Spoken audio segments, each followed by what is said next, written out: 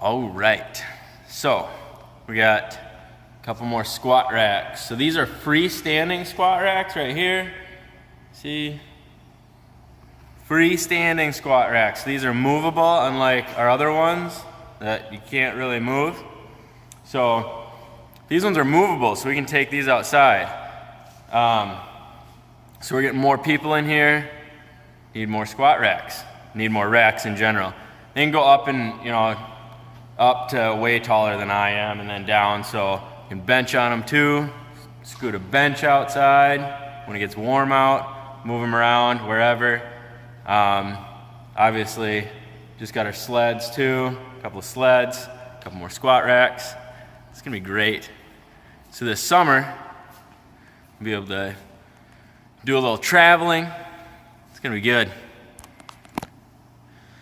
Also, get to work out outside, like there's a couple gyms outside, like Muscle Beach, stuff like that.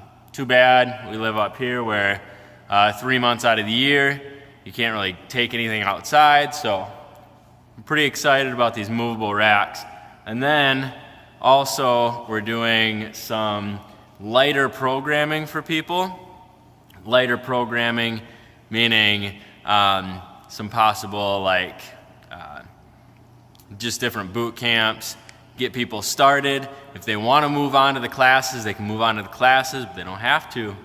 You can still do the body weight stuff. You can still do the lighter weights.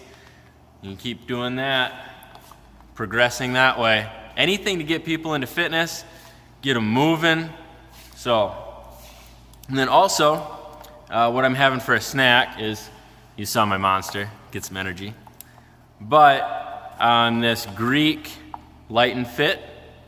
So if you're following macros, this is a good way to get them in. All right, so the macros on this, 0 fat, 8 grams of carbs, and 12 grams of protein. Now, you're usually gonna find little packets like this with like 30 grams of carbs and almost no protein. So Light and Fit Greek, sometimes there's a couple other Greek yogurts that have this, but this is a good one. So I'm having 2 of these for my snack and a Monster so I can be all energized for class. But yeah, throw another one together, see how they work. I'll let you know. Alright guys, so I'm going to be doing snatches today. So I'm going to run through 2 stretches that I think are essential for doing snatches. One, to open up your upper body, not just your shoulders and stretching out your lats, but we don't want the chest tight because then the bar lands up here. We want to open that up. So we want to open this chest up, especially the pec minor right here is going to really help you land in that correct position. Now I used to lay my back on a foam roller and grab onto a bar and let that pull me back, but it didn't seem to stretch up in the right position because your pec minor goes from your shoulder down by your sternum, but it connects into the ribs here, and it pulls everything down this way, so you kind of need to pull up to stretch that out. So the stretch I'm going to do is a little bit better than that. Now, I have some 45-pound plates because I'm short. If you're taller, you won't need them. This bar is going to lay right about the middle to your back shoulder blades. You're going to grab on a snatch grip on the pull-up bar. Hopefully you have a long one. And then let your body stretch down. Keep your back tight like you would in a snatch. Let everything relax here.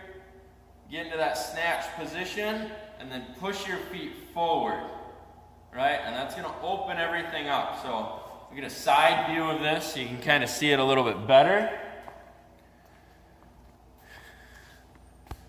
So this is going to push you pretty much exactly into that snatch position, or your upper body snatch position. We'll do another one for the lower body,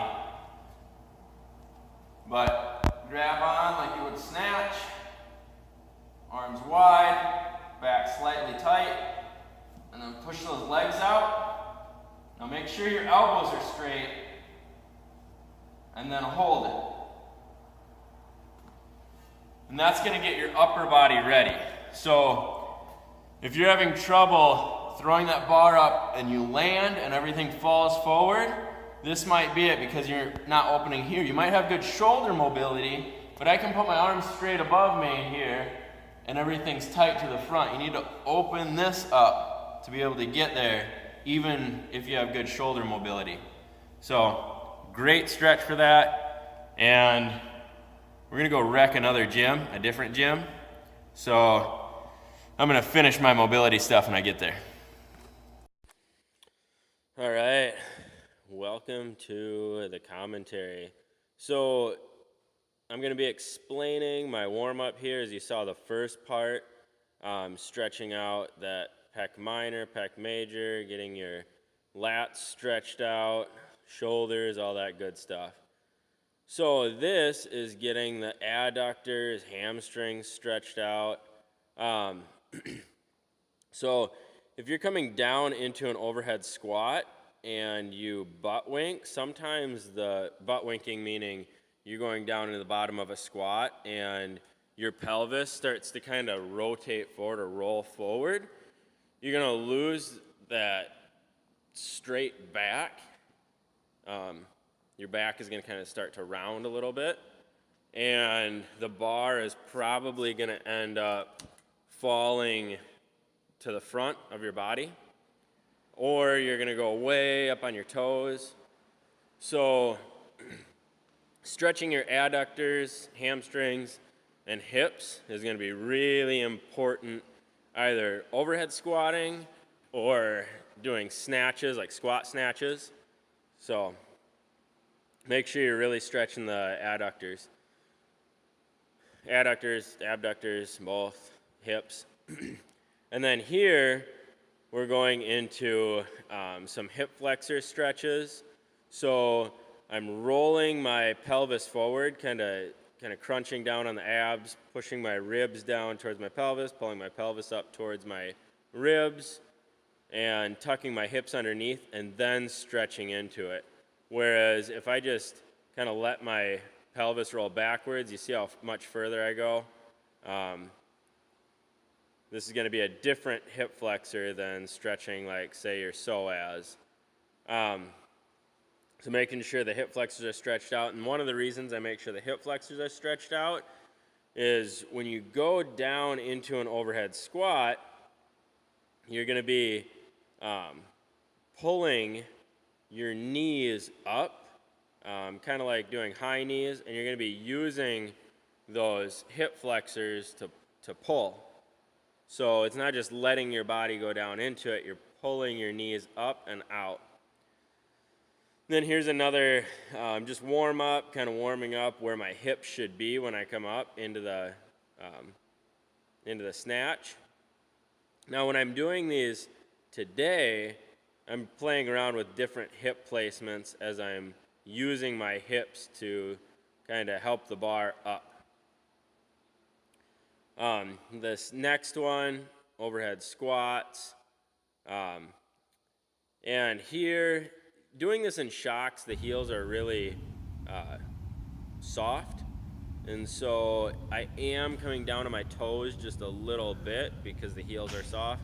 I probably should have done it barefoot, but I'm just lifting my heels up just a little bit off the ground. As I said, I'm kind of playing around with different hip placements as I do this. When you go up weight, the easiest thing I've found for me to acclimate is just do a couple where I just bail out like you saw there. And then also keeping the knees down so you're not exploding off the ground. So control, control, control until you get over the knees, and then boom and drop under it. Now when you throw the weight up on snatches, you want to make sure that you're not throwing the weight too high. So say I throw the weight really high, that means the bar is going up way too high, and then it's crashing down on top of me, and that's going to be hard to catch in the bottom of that squat. So you only want to throw the weight high enough to where you're going to squat under it, or else it's going to crash down on top of you. Now I have a couple accessory movements, so I'm just doing leg extensions, coming down, and then just pausing at the top. So this isn't really necessarily a needed thing. My hamstrings, kind of a needed thing. So here I'm going to be doing stretch sets. So I'll be doing so many reps, and then I'm going to straighten my legs out and lean into it and really stretch the hamstrings. So the tension kind of stays on the hamstrings, but I'm really stretching them out. See right here, lean forward, really stretch them out, and then I'm going to go at it again, really stretch them out, and then really go at them again. And this is a way you can really feed the muscle with blood. So it's going to force, you'll feel a huge pump on this one. You're just forcing the blood into it.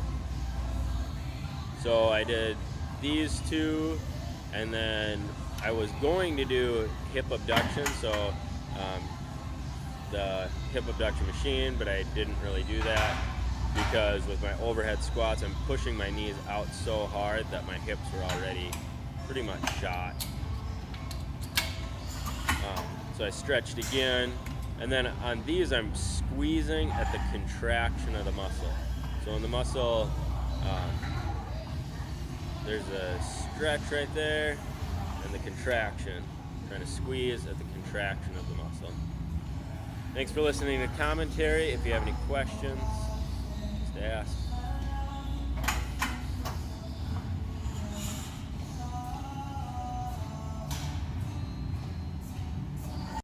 All right, so another snack for you guys that's really macro friendly.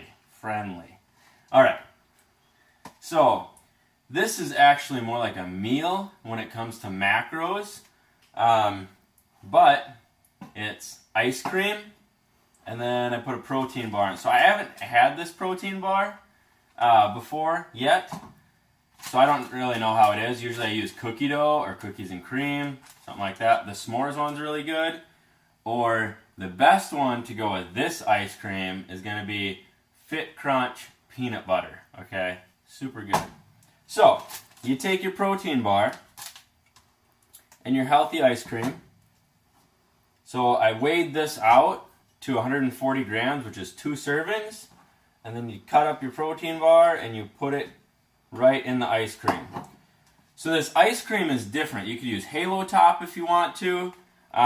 This is Enlightened. These are really good. They're creamy. They remind me of Halo Top, but it's about $2 cheaper. So on here, there's 4.5 grams of fat, 16 carbs, and 8 grams of protein. So that mixed with your protein bar, which is 9 fat, 20 carbs, and 20 protein, it really does come out to a pretty good meal. And then every once in a while, when I'm really hard down on macros and I don't have very many left, but I still want my ice cream with my protein bar in it, this still tastes really good if you use the Zero ice cream. What is that? Arctic Zero. Arctic Zero ice cream. And that's pretty good too, but it's not as creamy as this or Halo Top. This is actually, in my opinion, creamier than Halo Top, with really the same macros and definitely a better price. So I'd encourage you to try this out. If you do have a sweet tooth like me, and you do macros and not a strict meal plan, you're going to enjoy it.